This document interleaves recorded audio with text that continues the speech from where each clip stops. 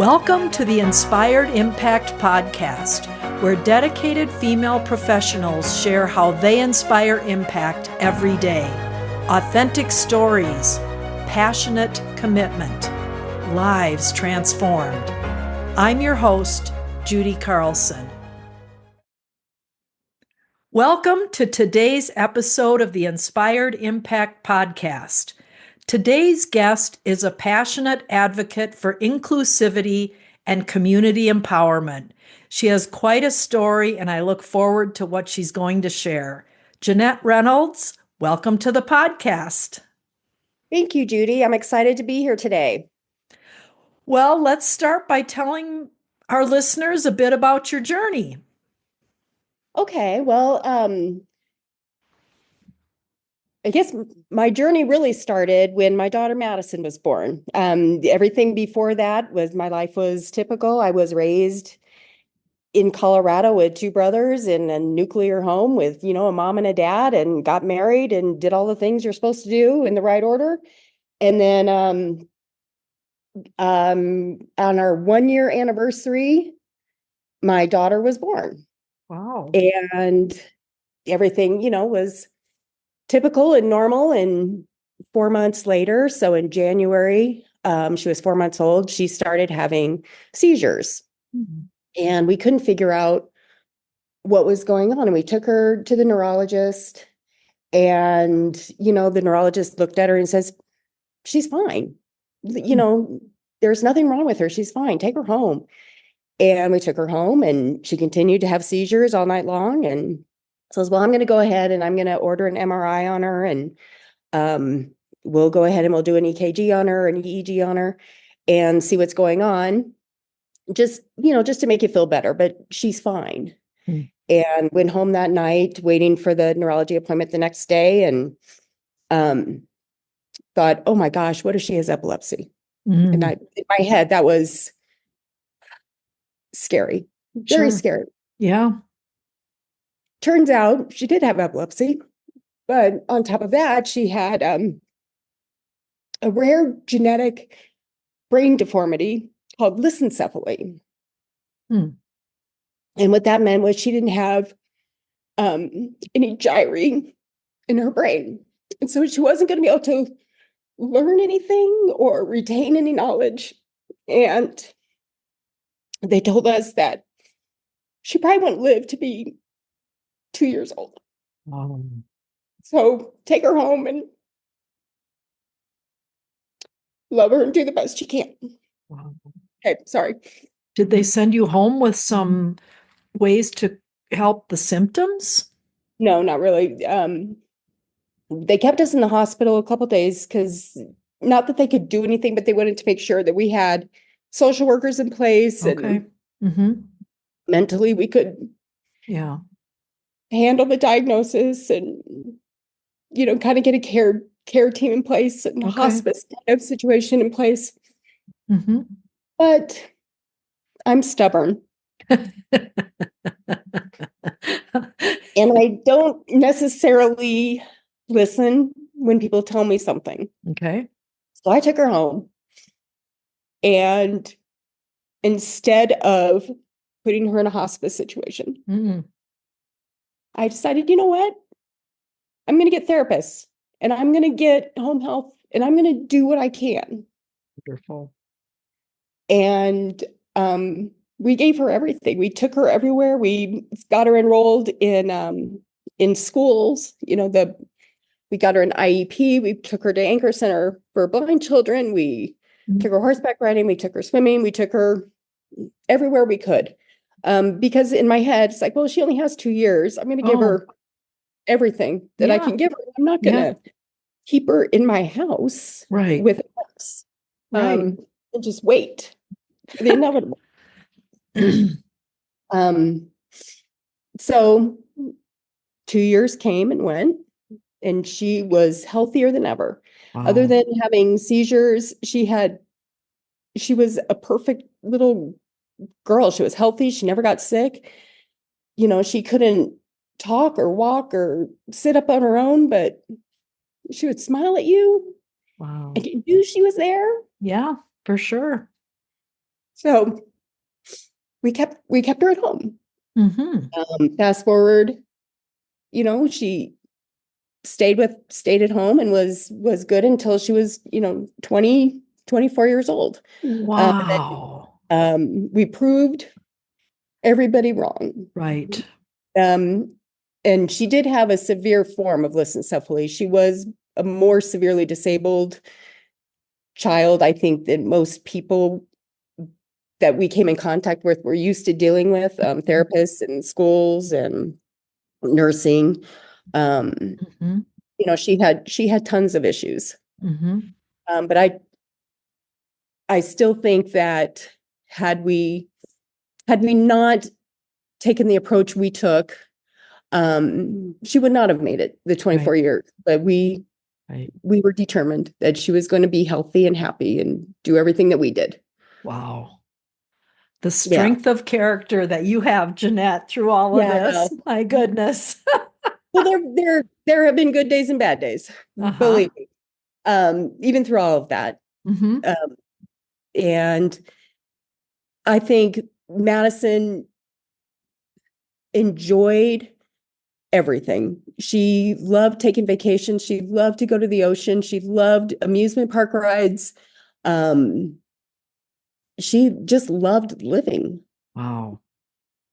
Well, and bless you and your family for just taking her with and expecting she's just going to enjoy it and have a great time. And the smile on her face just said it all. Yeah, absolutely. But, we were fortunate. We had the financial ability to be able to do these things and take her places. And I understand that not every family is as lucky as we were. But when she did pass, it was hard. She had gotten sick. She had gotten pneumonia, and she never really recovered. She kind of hung on for about 18 months. Wow, Jeanette. Wow. So did the pneumonia kind of start it, or? It did. She would, she ended up, catching pneumonia. She had sepsis, she congestive heart failure, just all the things. Yeah. So the last 18 months were pretty hard. Yeah. Because you were caring for her still in your home. Yeah, I cared for her 24 hours a day, 7 days a week. Oh, wow. We never had anybody else come in the house. Okay. Oh. Yeah. So anyway. Yeah.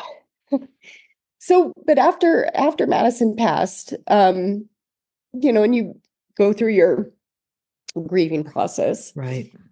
I realized, seeing other kiddos in Madison's situation and how fortunate we were. I mean, we wanted to try to make sure that other kiddos had those same opportunities and experiences that we did. Yeah. So my son and I actually started a nonprofit called Miles for Madison. Okay. And it was just going to be a fun run we did in our new community to raise some money to maybe send some kids to camp or, provide some playground equipment, something. So kids could get outside, because I understand when money is tight, recreational activities are kind of the first to go. Right. When you have to make choices, that's kind of the first thing to go. Yep. So, we were hoping that, like I said, maybe we could send a couple kids to camp. Yeah. So we went through all the paperwork. We started the run in Sterling Ranch. We're able to have about 200 runners that first year and grow some momentum. And that turned into us now being able to be bigger and better as Miles for Madison. So we have changed our goal a little bit to now we are building inclusive parks in Douglas County. Wow. When Madison was growing up, we had to drive nearly 40 miles to get her to any sort of inclusive park. And of course, this was a completely different day and age. Sure. You didn't have maps on your phone. You couldn't Google things to see, Wow. where anything was. So it was kind of trial and error. Go to a park and say, nope, this one doesn't work. Nope, this one doesn't work. Nope, this one doesn't work. Until we finally found one. There may have been some closer, but we never found them. Okay. But just to be able to take her to do typical things, a 40-minute drive. Wow. Back 20 years ago. And we all know that the further parks are away from you, the less likely you are to go. Right. So we wanted to make it so all communities had at least an inclusive feature in their neighborhood park. Okay. So you say an inclusive feature. I'm not sure most of us even know what that would be. Yeah, I know that ADA, which is a wonderful organization, the Americans with Disability Act, has made parks ADA accessible. Unfortunately, all that means is that you can get to the park. There is a ramp or a curb cutout or something enabling kiddos in wheelchairs to get to a park, or adults with walkers or whatever to get to a park. But once you get to the park, it doesn't guarantee you that you can use anything at the park. Great. Which is great in theory. However, oh my God. A lot of people still end up on the sidelines, just kind of watching their typical bodied peers. Yeah. Having fun. Yeah. You go to a park and you'll find surfacing that's wood chips or pea gravel, and you just can't push a wheelchair through there. And even adults with mobility issues have a hard time watching grandkids with that kind of surface. So the most important part is the surfacing. Okay. We are working to get it's called a port in place, a PIP surface. It's kind of a rubberized surface that is soft, but chairs can go on it. People can walk on it without there being tripping hazards. And then the playground pieces themselves, we're working on getting ramps installed so kids can get up to the slides. Oh. Swings where even bigger kids can be in a swing that may have less upper body control, but they can still be in a swing. We're working on different surfacing. So even if kiddos can't get out of their chair, can still have that movement, whether that be on a surface that's bumpy, that's different, so it feels bumpy, or a surface like we have in-ground trampolines where they can go on that and kind of get that bouncy feel. Wow. There's actually a lot of really cool things that are out there. It's just a matter of they're expensive. Yeah. And getting them installed in parks when you don't have someone asking is very hard. Yeah. Well, and you got out there and experienced the world with Madison, but a lot of people, they just seclude themselves in their homes. Right. And so they just don't even consider that there might be another option. Yeah, and I think it's easy to be invisible. When you have a disability, or when you have a child with a disability, it's very easy to hide. Yeah. Wow. That is, honestly, that's probably more common than it should be or needs to be. Right. We didn't do that. No, you didn't. Like I said, we took her everywhere, and if it didn't work, we would ask questions of why it wouldn't work. Yeah. And unfortunately, there's only so many hours in the day, and so many times you can ask, but you keep asking, and eventually people will listen. Yeah, that's a really important question. Why isn't it going to work? Yeah. What's the problem here? And could there be another way or an alternative way? And we have found in these last few years of hosting Miles for Madison, it's more a matter of people just didn't know. No. And we don't really get a lot of pushback Mm-hmm. anymore. It's Wow. more, oh yeah, I never even thought about that. Right. But I know when we first moved into our community here, the reason we moved into where we live now is we bought into the vision. It was Mm. going to be a walkable community where we didn't have to load her up into a car. Um, we could just put her in a wheelchair and walk and grab something to eat or grab an iced tea or, walk around the neighborhood. But the parks, even when we first moved in here, were not accessible. And they opened a new park shortly after we moved in, maybe 6 months. My daughter had passed by then. Mm-hmm. But even that park, the surfacing was wood chips. Oh, And the commissioners came to a meeting in our community, and it's like, aren't there requirements for this? And, who do I talk to? And that's kind of how all of this started. So now in our community, every park going forward will have at least one inclusive element.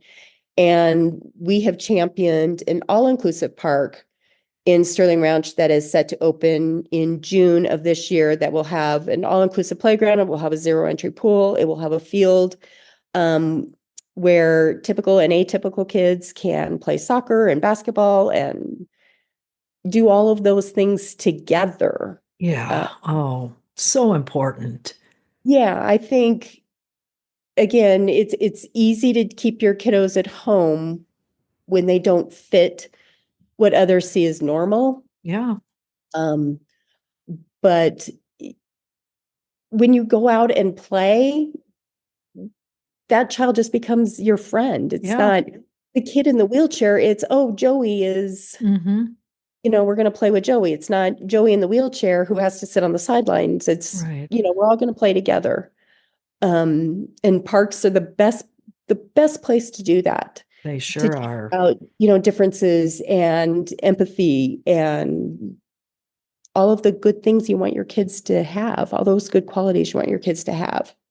Yeah, I mean, I even think about not only the child that's disabled, but all of the kids who are observing how that disabled child is able to play and the impact that that's going to make on all of those kids' lives for their future and their future relationships, everything. I mean, the beauty of the multiplication of all of that is amazing. Yes, absolutely. Absolutely. When we would take Madison places, she was just treated like she belonged there, Yeah. you know, Yep. and that's what we want for everybody. Right. So tell me a little more about this all-inclusive park that's opening in June and how can people learn more about it or get involved or participate in it? Because I'm thinking that, kids who aren't disabled may gravitate toward a park like that. Absolutely. It's gonna be a great park. The park itself, the entire park will be 8 acres. Um, our area of the park is, I want to say something like 14,000 square feet. I can't remember exactly how Wow. big it is. But it's gonna have zip lines and swings and slides. And like I said, the in-ground trampoline is gonna have spinners. We are going to host, we're partnering with a couple other organizations, and we're trying to host some play dates, for Mm. lack of a better word, where we have mentors and mentees working or playing on all the equipment together, just to enjoy the park. Yeah. Yeah. Did you say a zero entry pool is going to be It part will, of yeah, that? it'll have a zero entry pool, and we're Miles for Madison is going to be purchasing a little like beach, they call them beach wheelchairs, but a little chair that you can roll right into the water, so you don't have to get into another chair to be put into the water. You can kind of just Oh, pull your child right into the water and take them out that way. Madison loved swimming. It was one of the wow. things that, she was able to, even though she couldn't stand on her own, she could stand in the water, just because Wow. of the buoyancy of the water. Mm-hmm. And water therapy is so good for everybody, even the older adults. Right. So Wow. good on your joints. Um, you mentioned something about fundraising to send kids to camps. So tell me a little bit more about the camps. Yeah, right now, we've been sending kids to Easter Seals camps. We have also just begun sending kids to hippotherapy, which is horseback riding therapy, Really? which is a therapy that my daughter did as well. And insurance does not generally cover it. They've gotten better, but they generally don't cover it. So we're able to send a couple kiddos to hippotherapy this year with our fundraisers. We just I hate saying we're kind of all over the place, but we're looking to find out what's working for your kid. What's working, what do you need from us? Yeah. Because the things that insurance pays for, we're gonna let insurance pay for Pay for it. Yeah. that. So it's these less traditional therapies that Love we're it. trying to fund. And I hate using the word therapies because they're more fun. But Yeah. this past year, we sponsored sensory swim for kiddos. So we paid for an OT to be at the pool, and she would work with kids that came in and their parents to give them exercises that they could do or Yeah. show them how to play with them in the water. Mm-hmm. Even kids that may have been a little more afraid of the water, just kind of expose them a little bit. It was the pool was kept more quiet. The lifeguards didn't use their whistles. We limited it to, 20 or 30 people in the water at a time. We didn't really do splashing. And it was an hour a week. And Wow. I think the attendees really got a lot out of it. Yeah. So we're hoping to do that again this next year. Along with like the play, we're going to do a once a month kind of play program at the playground. Mm-hmm. We're going to try to start an adaptive basketball league, not league, I guess, games, Yeah. in our community, just to expose some kids. And Yeah. That's great. I mean, what a great way to just get started. I don't think you're all over the place. I just think you're continuing on your journey of learning and helping, and you just never know where that's all going to go. From what you're telling me, you've already, tapped into so many different avenues and resources already. yeah, we're trying. It's been, it's just, Miles for Madison, like I said, we've been around for, this will be our fourth year coming up. Mm-hmm. It's just my son and I, we both have regular jobs as well. So there is still, we are still kind of learning Yeah. as we're going. But we're trying to help as many people as we can. Obviously, through a park, we can help hundreds of kids and families at one Right. time. Yeah. So that is our big push. Right. Yeah, that makes so much sense. Now, a couple times you've mentioned my son and I. So, in the whole scheme of things, when was he born and how did he interact and acclimate and become such an advocate? Yeah, my son Cal, he was born 4 years after my daughter. So we were in the midst of taking her to therapies and out and about every single day.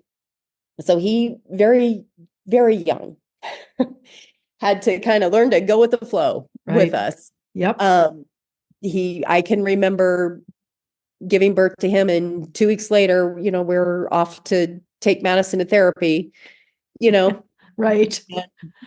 He would, my daughter had those little anti-tippers on her wheelchair, and he'd push on the anti-tippers and he would help me push her into, school or wherever we were going that day and help me load her and unload her as best he could. Mm-hmm. Growing up, he would read her stories, and, he was very protective of, Wow. And he is really, after she passed, he is really kind of taken the mantle and gone off and running on this. I don't think we would be where we are now if it wasn't for him. I probably would just still be feeling sorry for myself a little bit. What a remarkable young man you've raised there, Jeanette. And Yeah. despite all of the things, he's a different person because of the family he grew up in, and all of those character qualities that he has today, and as they were developed along in the years. Yeah, he's a remarkable young man. So you didn't coddle to either one of your children over the years, and Yeah. what a testimony and a role model for what can be with your family and your children. Yeah, he didn't see us treat her any differently, than we treated him, honestly. So, Sure. um, and I won't say it was all, champagne and roses. It was tough. And, I always tell Cal that he had the best and the worst, of he had a sibling, but he didn't, and he was an Mm, only child, but he wasn't. okay. Wow. Um, we had a lot of fractured vacations, Mm, so it was, there was definitely some adjusting that he had to do as well. And, some things that I'm sure he looked at his friends and like, oh, that's not us. I guess we'll never have that. But that's different. Yeah. Yeah. Wow. Well, what an incredible young man and support he is for your Miles for Madison nonprofit. And a vision. He probably has a vision too as you continue to learn and grow. And I mean, there must be sort of what you would consider to be an unending amount of information to gather and learn about taking the horns in this little family of yours bigger and better. yeah, definitely. Definitely. He handles a whole bunch of the stuff that I don't want any part of, and vice versa, I think. Good team. Yeah, for sure. For sure. And my husband as well, Michael, um he does his best and he's out there trying to help where he can as well. But, he also, like both of us, has a full-time job, and, Right. there's only so many hours in the day again. But Yeah. Yeah. Wow, it's a remarkable situation. Well, so people want to come to the all-inclusive park in June. They want to get more involved. They may have a friend, a relative, someone in their own family who could benefit from learning more about the inclusivity, get to know you better, your mission, participate, help. What are some things that you would recommend, Jeanette, for those people who might be interested in that? well, we are hoping to have the ribbon cutting on the park on June 7th. And we would Oh, love to have everybody out there. We want this park to be enjoyed by all. yeah. So we are hoping to have a concert that night, ice cream. We're gonna make it a big to-do on Okay. June 7th. Okay. And the park is in Sterling Ranch. Hmm. It's Prospect Park. It's kind of near the Safeway off of Rampart Road. Um, but yeah, that's going to be our first thing coming up after the park is open. Then we are going to be able to start the inclusive play group. Hmm. And, we will be looking for families that want to come and participate, volunteers who want to help us run that. And if you have a kiddo who may benefit Yeah. from an inclusive park and in that kind of situation, we would love to hear from you and we can work together. Yeah. And all that information will be on our website. It's not yet because we don't have the firm date of when Okay. everything will start. Hmm. But our website is milesformadison.org. Um, and you can also follow us on Instagram at Miles for Madison. And We there's keep a four in there, a number four, Miles number with the 4. number Yes. four. Yeah. What, Yeah. how did you decide that? Um, Miles for Madison FOR was taken. Ah, there we go. That's a good, So just had to pivot a little bit, we had to right? pivot a little bit. Yeah. And it actually worked out well because our main fundraiser is a run. Yeah. And this will be our 4th year of the run. And we're trying to see if we can do an actual, instead of a 5K, we're trying to do a 4-mile race. Since it'll be our 4th year, we're trying to figure that out if we can figure out a good route for that. Okay. That's cool. But that run will be September 20th this year. Okay. And we need volunteers and sponsors and runners and vendors, anywhere. All right. That's awesome. One thought I had as I was listening to you, how many parents of kiddos who are going to benefit from an inclusive park and situation can learn themselves about how to help their children enjoy the park or the water or the different ways that, that because I'm not sure a lot of parents really know how to help their children enjoy. And you just plowed forward and you did it and you learned with Madison. Yep, we did. We just, I said a lot of things we just made it work. Yeah. We figured it out. We didn't have a lot of experience. We didn't have a lot of guidance. Mm-hmm. I think that's more readily available now than it was. My daughter was born in 94. So we've learned a lot since then. Mm-hmm. But in 94, information was just hard to come by. Right. Yeah. Wow.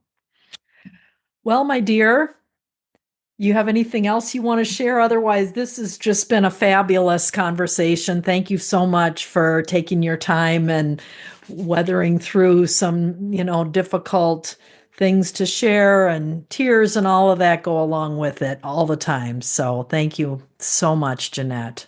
No, thank you, Judy. We appreciate the opportunity to get word out on what we're trying to do. All right. Thank you. We'll wrap this up. Thank you, Judy. Thanks so much for joining us for the Inspired Impact Podcast. To listen to past episodes, please visit theinspiredimpactpodcast.com.